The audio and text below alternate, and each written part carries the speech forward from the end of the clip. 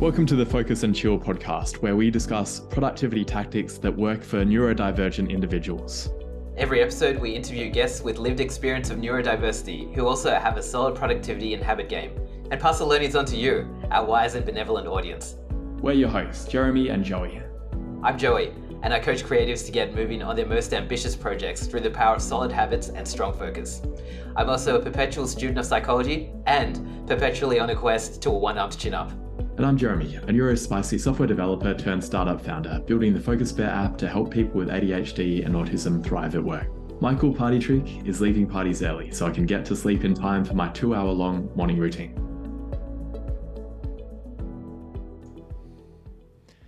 The Focus and Chill podcast is brought to you by Focus Bear, a focus enhancement app for ADHDers. That's adults with both combined autism and ADHD. I'm Jeremy, I'm an ADHDer myself. I'm the founder of Focus Bear and also one of the hosts of this podcast. I built Focus Bear for myself originally because I was constantly getting distracted by my phone and my laptop. I wanted a way to tame my ADHD monkey mind so I'd stop going down rabbit holes and actually get work done, but also get off my computer and my phone in the evening so I'd be able to sleep properly. It's working perfectly for me and it's helping a lot of ADHDs as well. I'd love for you to try it. It's available for Mac, Windows, iOS and Android, and it leverages most of the productivity strategies we talk about on the podcast. You can jump onto focusbear.io or just Google Focus Bear and try it out. Let me know what you think. Welcome to episode 109 of the Focus and Chill podcast. I'm thrilled to be joined by Warwick Donaldson today. Warwick is the founder and managing director of CapXcentric, an unapologetic startup nerd and a no BS advocate for Aussie founders. Over the course of his career, he's helped shape more than 160 capital raises, totaling over 400 million in funding. Warwick has worked across all sides of the capital raising table, supporting VCs, family offices, angel investors, and some of Australia's most innovative startups. These days, he works exclusively for founders. Welcome to the show, Warwick. Thanks for having me. Yeah, really excited to have a chat. As background for our audience, Warwick has done a number of great things that I've been aware of. One of the ways I came across him was at MedTech Actuator, which is a startup accelerator. He gave a really engaging 3-hour presentation on startups and fundraising, which 3 hours is a long time, but he made it interesting with a lot of information there that challenged some of my preconceptions. So I'm sure we're going to find some interesting points today. Yes, well, it's a long time, because it's my hyper focus. It wasn't a long time for me, but for the participants, if I was a participant, it would, cap out at usually 20 minutes of focus. So I don't know how people did that. I don't know how you did that. No, it was all very interesting and relevant for us. So let's begin by talking about your own experience with neurodiversity. When did you realize you weren't neurotypical? Not that long ago. I mean, I've always known that I've been very different, but it never clicked that I was neurodiverse until a few years ago.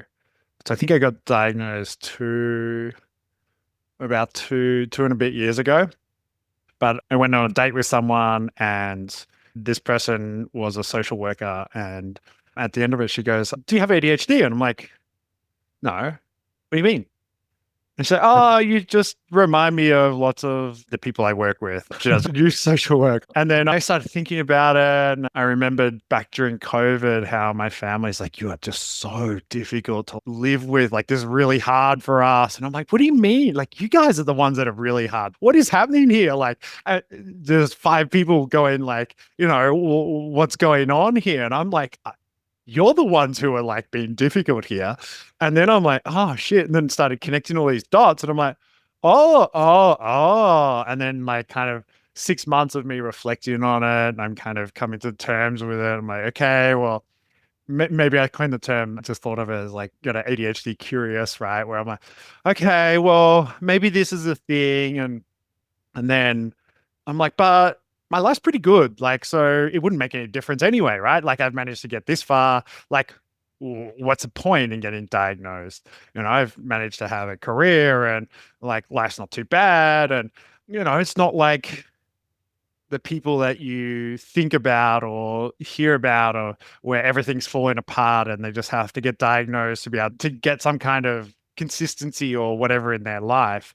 And I'm like, well, I don't match any of that. So like, maybe this is just me like being over the top and trying to identify with something to fit in. And so it was kind of a period of like 6 months where I'm reflecting on this. And then I started to learn a lot about ADHD, listening to like human podcasts and go, well, okay, well, I'm open to getting diagnosed, but I don't want to take the medication because I don't want to be on amphetamines, right? And so I went through that for a few months, and I'm like, well, maybe I should actually learn about what the medication is. And so I started learning a whole lot about what it does and how it works. I'm like, oh, okay, well, it's actually, Jesus, nothing what I thought it would be, right? Oh, okay, well, maybe I'm open to that as well.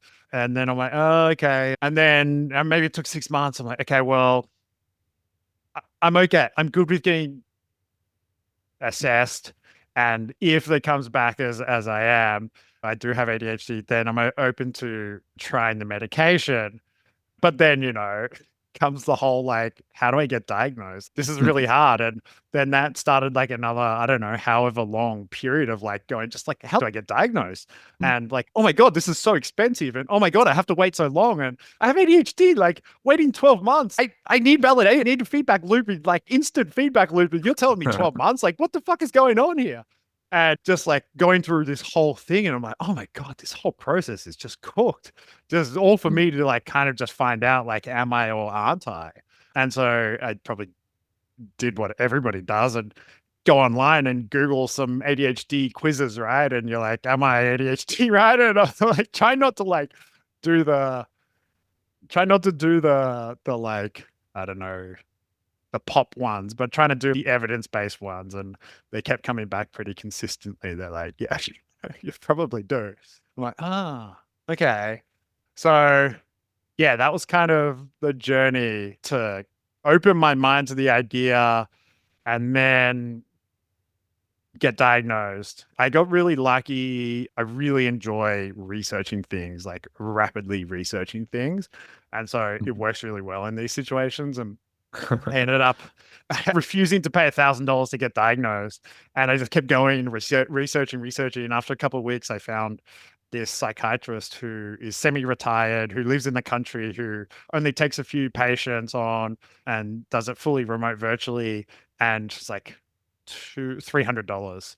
And I could book in with her within like 2 weeks. And I was like, this is just crazy, right? And so anyway, so I was like, oh, this feels like a bit of a scam or whatever. Like, let's see what happens. And booked it in. And anyway, it turns out she's really great and really accessible. And after my Medicare, it was like $100 or something. And each session is like almost fully billed like through Medicare. So I don't really have any out of pockets. And you may get people approaching you afterwards asking for their contact details.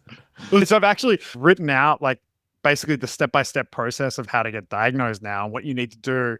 Turns out people with ADHD hang out with lots of other people with ADHD. Turns out that a lot of my friends are undiagnosed with ADHD.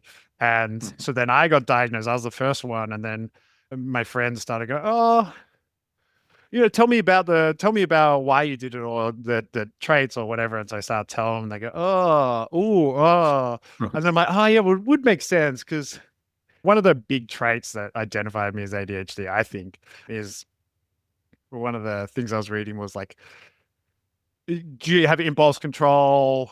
Are you predisposition to be quite addicted to things? I was like, yeah, like loud, fast music, techno. I'm really into techno. Done lots of partying, like a really intense party, multi-day partying, these sorts of things for a very long period of time, up until only 2 years ago. I just get addicted to things really fast.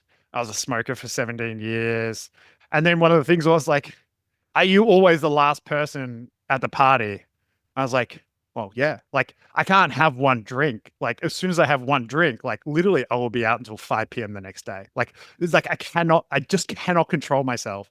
And I'm always the last person at the party. And then once the party stops, then it's like, okay, well, where next? And then I just go to like Revolver or whatever, right? I'm the last person, but then I don't go home and then I go find more parties, right? And I was like, oh, okay, this is kind of all clicking into place. But then most of my friends are like that. And so, there's a whole group of us in our 20s who were really close. And, it turns out that quite a few of them have ADHD. And so I basically put together this like part of my job is building scalable processes and stuff for like scale startups and things that move really fast. And so I'm really good at like identifying patterns and documenting them and teaching them to other people. And so that's what I did. And now a whole heap of my friends have also got diagnosed, and it's just changed their lives as well. And it's kind of crazy. And it's interesting how what effect one person can have on others when one person decides to look after their mental health or reflect or whatever. Absolutely. Did you go on a second date with the social worker?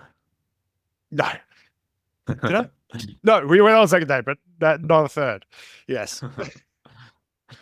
Yeah, I heard someone else have a similar experience, and it kind of it messes with the the relationship dynamics a bit when someone is kind of pseudo diagnosing you. But it sounds like that one person also Yes. had a significant impact on your life. That's one of my friends tell me one of my, I'm not going to say toxic traits. One of my unique traits is that I like to ask people if they have ADHD. I have a pretty good hit rate, to be fair, but some people can be kind of taken off guard. And I think I'm open to doing it because if someone didn't ask me, then I would never have gone through this journey. And after I got diagnosed, I told like all these people around me, my family and friends and stuff, and they go, yeah, it was kind of obvious. I was like, oh, no one fucking said anything like 20 something year, like, 30, whatever year, 30, got diagnosed at 31 or something. And I was like, okay. So I'm starting to see the patterns. Like, it's great that they just accept me for who I am and they're friends with me and family and just because I am who I am and they don't try to change me. But also like, oh yeah, life could have been a lot easier if they're like, hey, maybe, but also I may not have been open to it. We always look back and go, oh, well, what if someone had told me 10 years ago that I had ADHD? I probably would have told them fuck off because I probably wouldn't have been like open to it. To be fair, I would really have not been open to it. Yeah, it was just the right place at the right time, I think.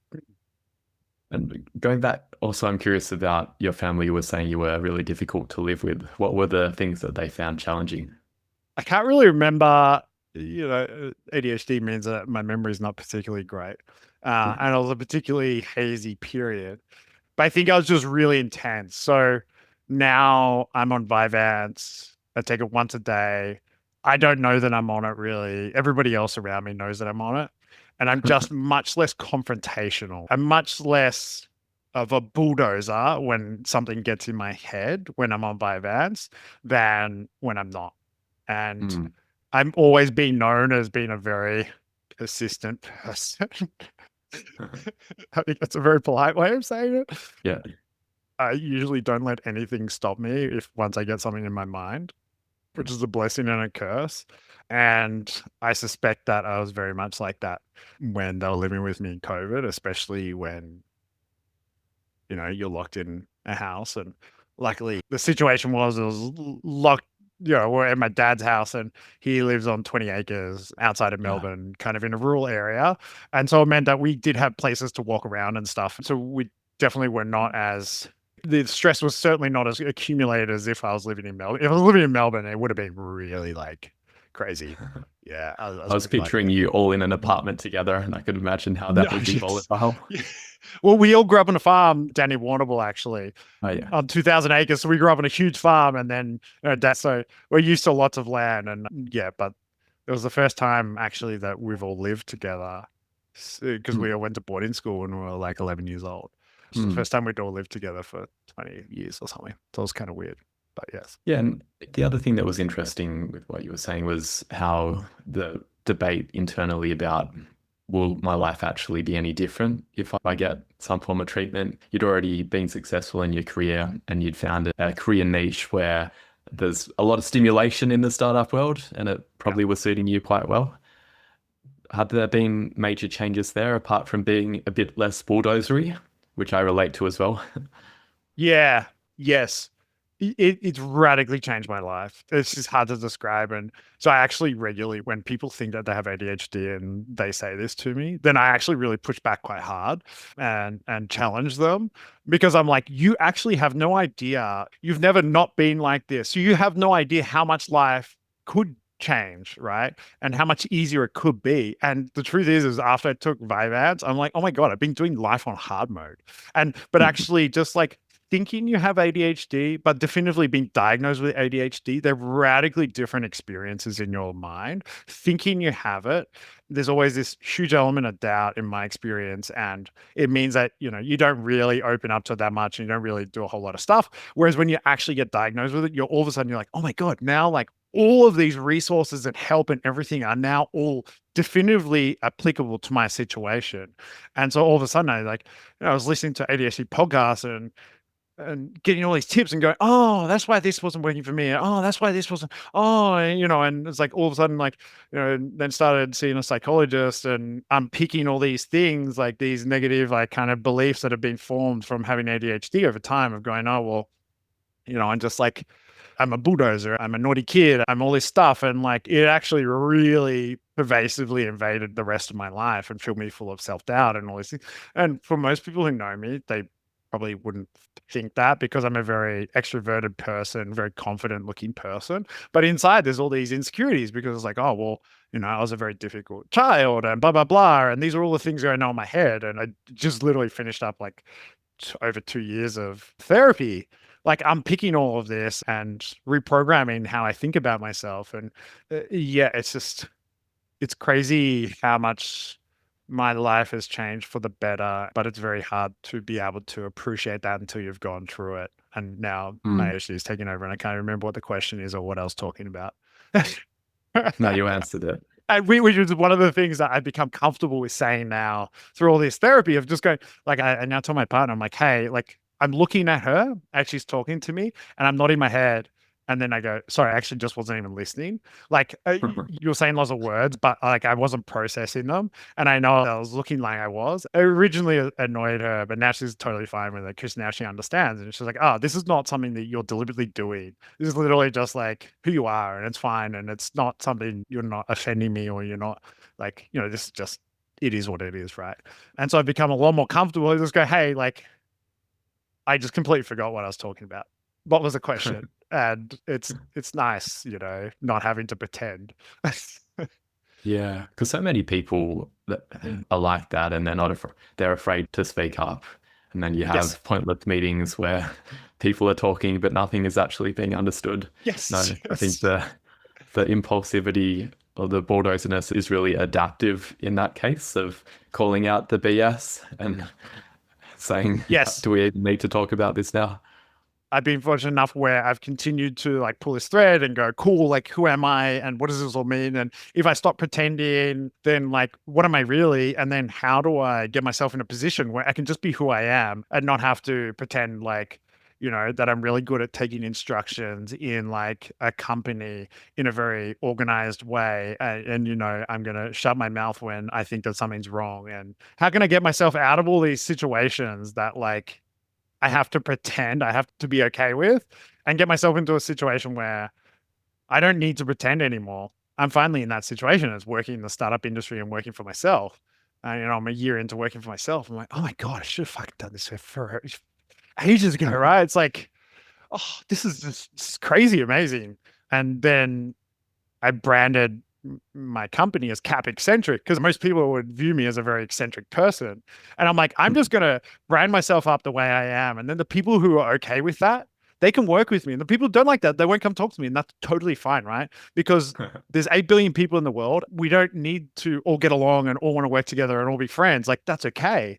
But I do know that there's a niche of people who are okay with this. And turns out most of my clients kind of have ADHD, right? And so we all get along because we all just super direct, bang, bang, bang, bang, bang, bang, bang, bang. And none of us have to pretend. And we can just go, oh, by the way, I wasn't listening. What did you say? Can you say that again? And they just go, yeah, cool. And they don't take offense to it and all this sort of stuff, right? So it's very refreshing, but it's taken a long journey because this is about like self-acceptance and confidence in who you are and being okay with rejection and not having to be friends with everybody and impress everybody and create harmony in the world. It is not about like harmony, right? It's just about finding a place where I can be me and other people who like who I am can also hang out. That's okay. Absolutely.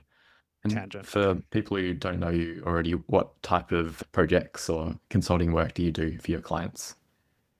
Yeah, so I work in startup capital raising, really early stage, so like very young companies. And yeah, I help them raise money from investors. So my hyper focus areas are finance and tech and data.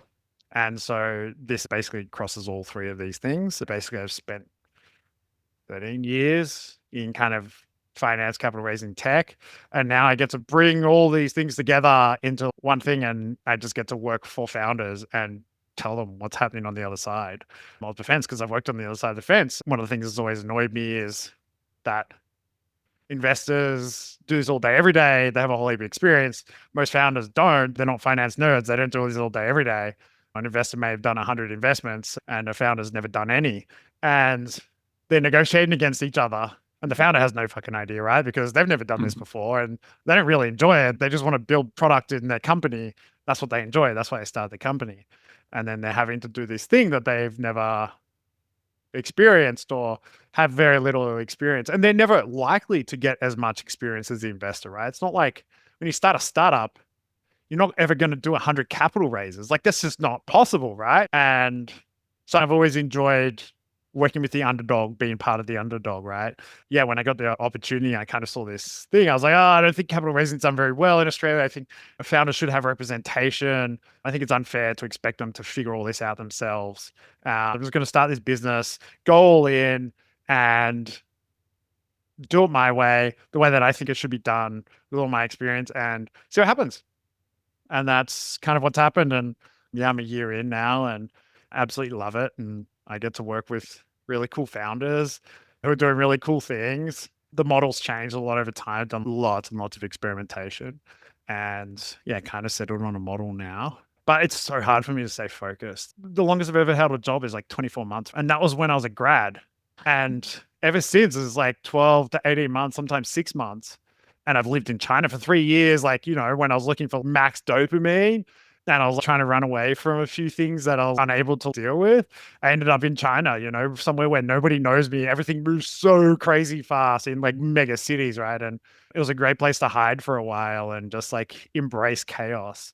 And I had so many different jobs there, you know, ran techno nightclubs and did startup stuff and taught English at primary school and university and traveled to Iran and Xinjiang and like, you know, all these crazy places and all these crazy things. And I've only just in the last year started to come to terms with the fact that I aspire to have stability and longevity in the things that I do, but it's just not possible. My brain is just not structured that way. I'm unable to do the same thing again. It just doesn't work like that. And I keep trying to force myself to do it. And then I have to talk to my psychologist a lot about this to be okay with it. And it's still not truly okay, but far better than it used to be. I always aspired to be someone who works the same job and doesn't have to learn and chase shiny things all the time. But like, you know, I don't think it's just not me. But it's hard to come to terms with. Yeah, but the self-acceptance is so important and it can be a huge advantage as well. There's probably a sweet spot of if you change jobs every 3 months, that might be too frequent, that every 6 to 12 months, you can finish a capital raise in that time and move on to another one. And that probably is an advantage of working for yourself there, that you Yes. can constantly get new input and new things to work on. Well, now with ChatGPT, you don't have to like decode this stuff in isolation in your brain, right? Go, oh, well, like, how could I lean into more of who I am? And, you know, where's my place in the world? Now it's like, you know, just like chat to ChatGPT and be like, by the way, like, I hate doing the same thing over and over again for longer than 12 months. And I like learning new things. And, you know, what are some jobs that I can do or businesses I can run or whatever, where it leans into it. And more and more last year, I was exploring the concept of a portfolio of jobs. And it's this concept where maybe you have 2 or 3 jobs at any one time rather than just having one continuous job. And I was like, oh, that's so good, right? And I now know a few people who are trialing that themselves who struggle to hold down jobs continuously. It's like, great, okay, cool. I'll do 2 or 3 days here at this one and then 2 or 3 days here at this one. And then maybe work on my own thing 1 day a week. And that kind of makes up my 5 days a week. You know, so we're able to completely rethink things now and just go, okay, well, rather than just like do one continuous thing all the time or aspire to, or just have one job, like, great. Well, why don't I work for myself a couple of days a week and then go work for someone else the other couple of days a week because I like to be around people or whatever it is, right? And we have that freedom, but also ChatGPT makes it so much easier to like explore these concepts because getting in your own head about this is really hard. But being able to verbalize it, I think, makes it a lot easier. Yeah, But absolutely. psychologist is like 100 times better than all of that because, like, you know, many reasons. But yes, all of them together, maybe. I don't know. Anyway. I was going to ask if that's why you finished up your 2 years of therapy is No. with your now your therapist. No. So the reason why I I've finished up 2 experimented years of with that. therapy was, well, we made so much progress, but also like I'm just really tired of doing therapy. And it's about self-acceptance and going, hey, like I don't always need to be evolving as well. I have different levels of energy and different levels of focus at different times in my life, and look at it more of like a fluid thing on an ongoing basis. And it's like, okay, cool. At the moment, I just want to be who I am, and I don't have any fundamental flaws or anything that I need to work on. I'm fine who I am. And that's okay. I don't have the energy and it's fine. I've done 2 years and I've changed dramatically. And now I'm just going to, for a while, just not do therapy at all. And then maybe in the future, I want to go back and to work on some other things or not. And that's okay. And so that's been really nice. So I'm now like 1 month into not having to do therapy. I did a 3-month intensive thing, but before that was like kind of every 3 weeks. And it's nice. But, you know, also happily go back again in the future. I'm fine who I am. Like I don't need any massive changes or anything. And that's also okay. Lovely. I love the portfolio of jobs idea. I've got 4 jobs at the moment, and it makes it much easier to stick with one long term. There's no way that I would have stuck with a job for, I'm now 3 and a bit years with one job. And the reason I'm able to do that is because I'm now working 2 days per week. It's the sweet spot where I go there on Tuesdays and Thursdays and stuff has actually happened. Whereas I was so frustrated each day because things aren't moving at the pace that I want them to move. The hack of just not being there all the time means that things happen. And when I come back, things have changed. Yeah, nice. This is great. I'm lucky I get to work in the innovation industry. And so I'm around people who are always innovating. And it changes the way that you start to think. I've been in the innovation industry for 9 years now. And it's taken 9 years for me to really embrace it. It's just trial shit, right? Like, who cares? Like, it doesn't really matter if it didn't work out. If it didn't work out, then you learn a whole heap of stuff. And then you try again with what you've learned in a different way and go again. And yeah, it's great that you've found that, right? It's amazing. I couldn't imagine having a job for 3.5 years, like being in one place. Like I move houses every 12 to 24 months. I don't have any houses I've lived in my life. I just need that constant change, but it's also incredibly tiring as well. Like that's why I think I aspire to have stability because it is tiring, but also I love dopamine hits and new things. So I don't know. What are you getting up to outside your work now? Are you still doing lots of going to clubs and travel and things like that? Or is it slowed down? Yes. So I am 2.5 years clean. No drugs, alcohol, cigarettes for 2.5 years.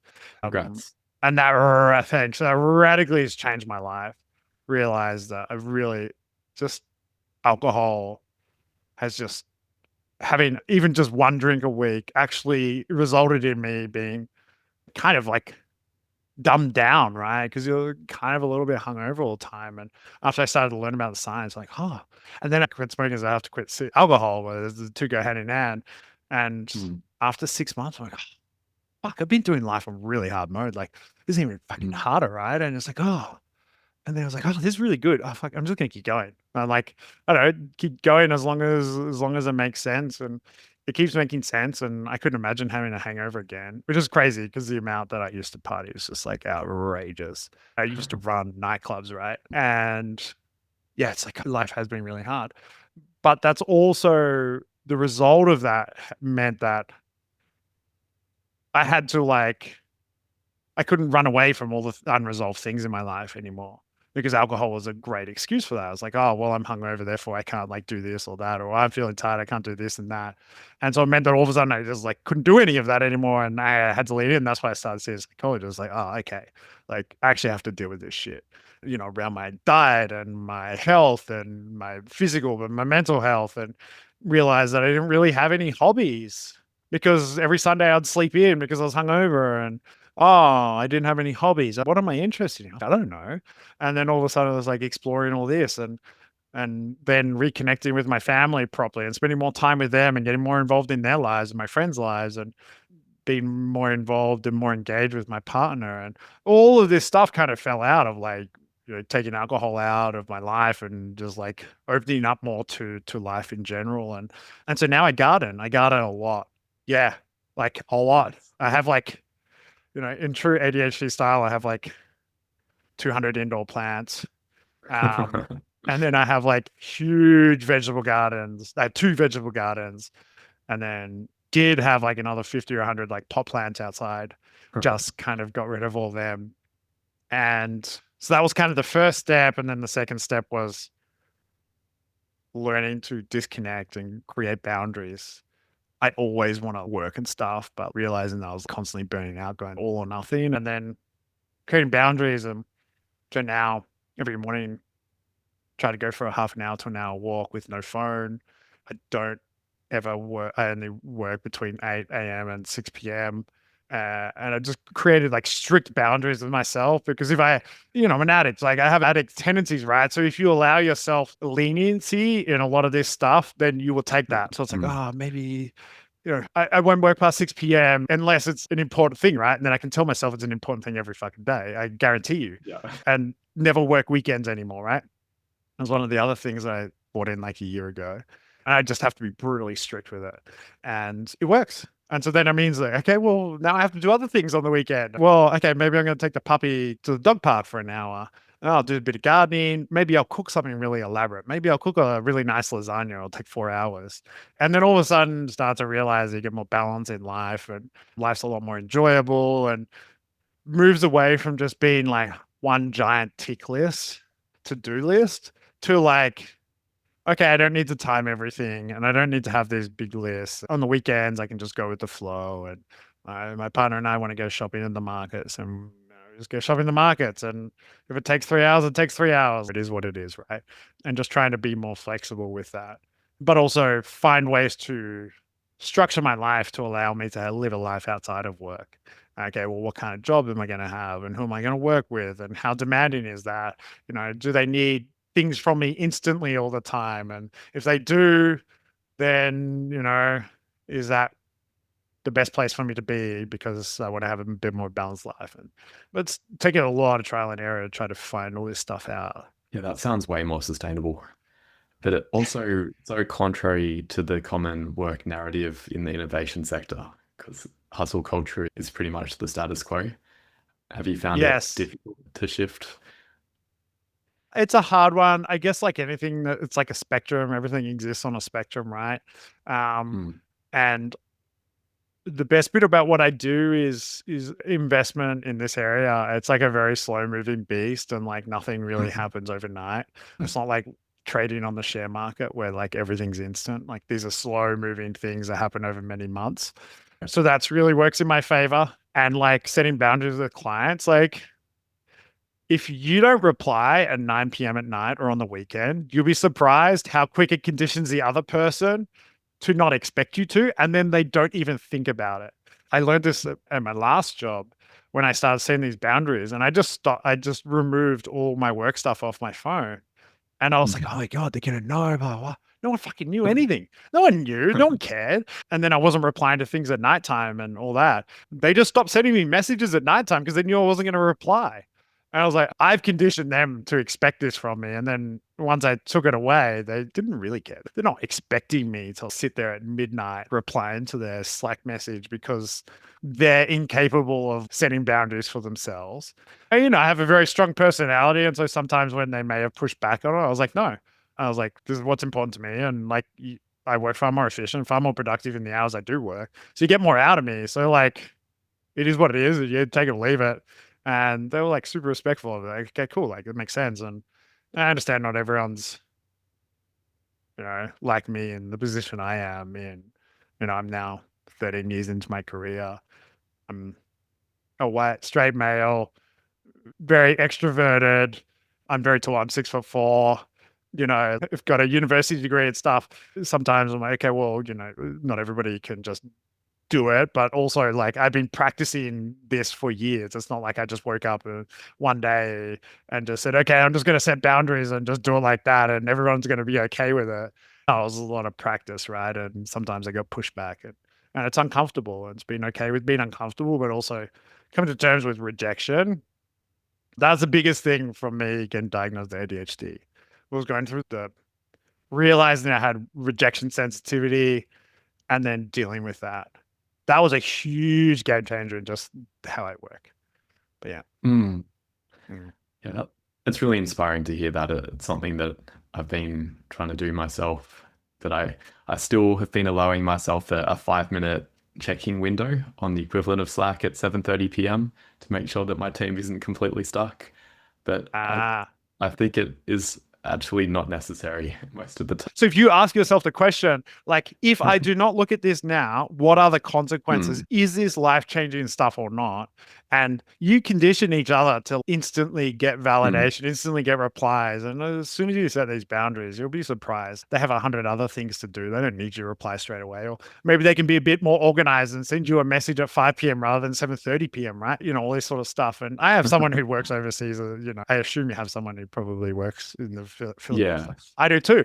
She just knows that, like, these are the hours I work, and so you need to be prepared and make sure we talk about things that you need help with in the hours that I'm working. And equally, I don't ever send her messages outside of her work hours, but I also tell her, I'm like, never check your emails outside of work hours. These are your work hours. This is what you get paid for. This is not life and death stuff. Enjoy your life. That is more important than this work. We will do the work, and this is more about prioritizing and being organized than it is about like letting it bleed into every facet of your life because we're incapable of setting boundaries. Absolutely. All right. I don't want to make you feel bad, but this is the way that I look at it now. And it's very contrary to what a lot of people think. But over time, I've realized that, like, I don't need to do what everybody else thinks because they think it. Like, I need to be confident in my experiences and what I think and how I view the world, and express it to other people. I'm not responsible for the way that you feel about it or whatever it is, right? And also being open to, like, you pushing back and me being wrong, and that's okay. Well, I'm going to take a leaf out of your book and be very candid here that I'm busting to go to the loo. So we're going to take a break, and I love it. Go. We'll be back in a minute. The Focus and Chill podcast is brought to you by Focus Bear, a focus enhancement app for ADHDers. Staying on top of tasks is easier than ever with Focus Bear's new To-Dos feature.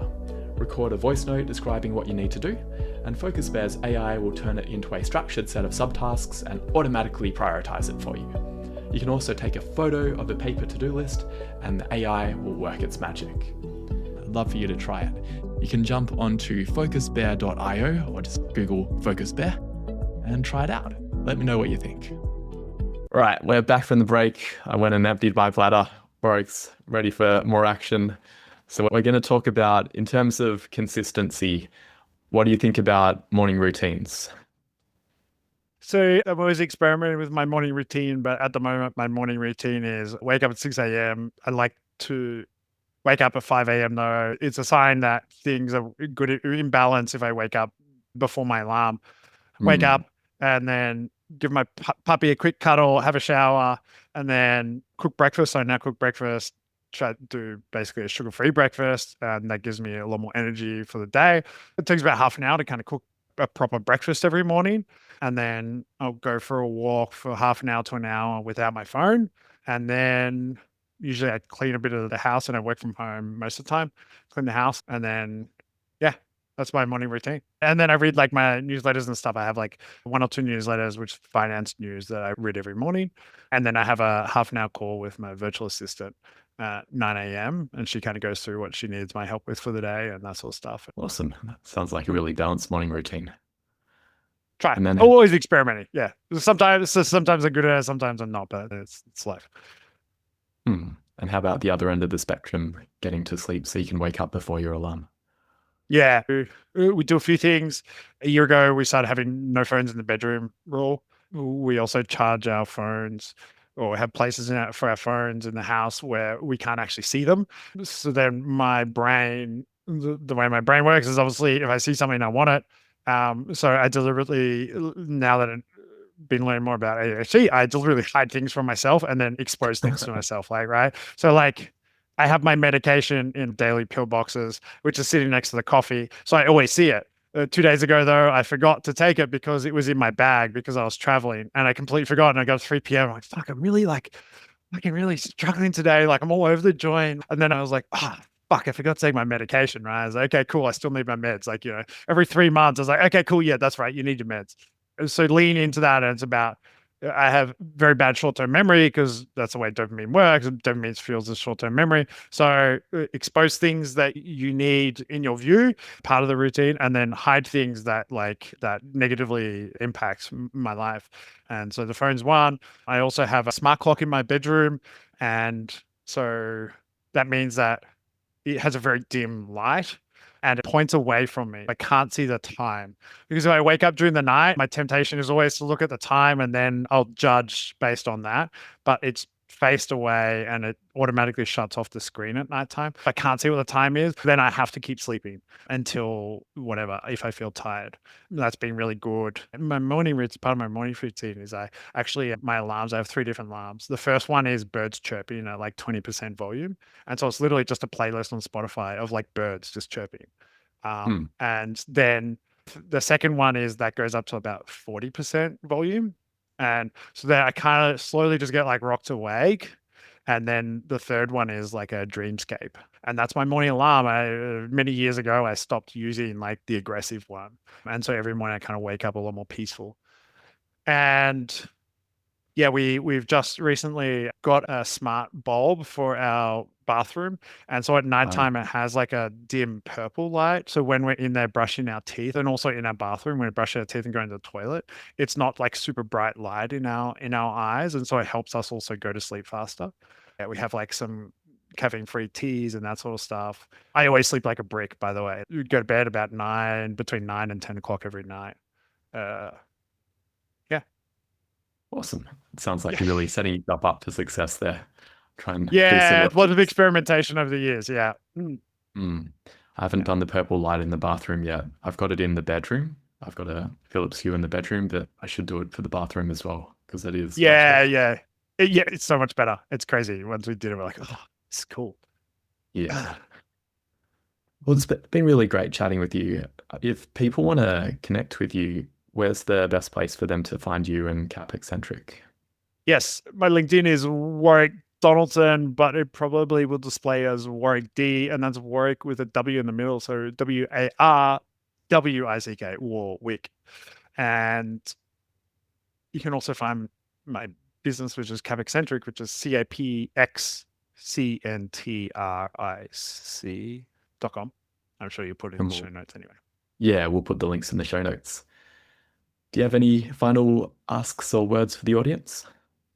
I think lean into who you are rather than trying to be something you're not. I found much more peace. Reflecting and going, this is who I am. That's okay. Now, how can I set my life up to be as complementary to who I am as possible rather than aspiring to be what others are like or what I will never be. I found much more peace doing that. And it's a journey and it's like ever practicing. I don't think anybody's ever going to I meet people in their 40s, 50s, and 60s who are still working on this. And so I don't think it's ever like a solved thing. But the sooner you can start working on it, I think the better and more peaceful your life will be. And it certainly worked for me, and I hope that'll work for others. Absolutely. Thanks so much for being a guest. Thank you. Thanks for tuning in to this episode of the Focus and Chill podcast. To listen to other episodes, jump onto podcast.focusbear.io. If you'd like to be a guest on the show or you know someone who'd be a good fit, email us at team@focusbear.io. Otherwise, stay focused, stay chilled, and peace out.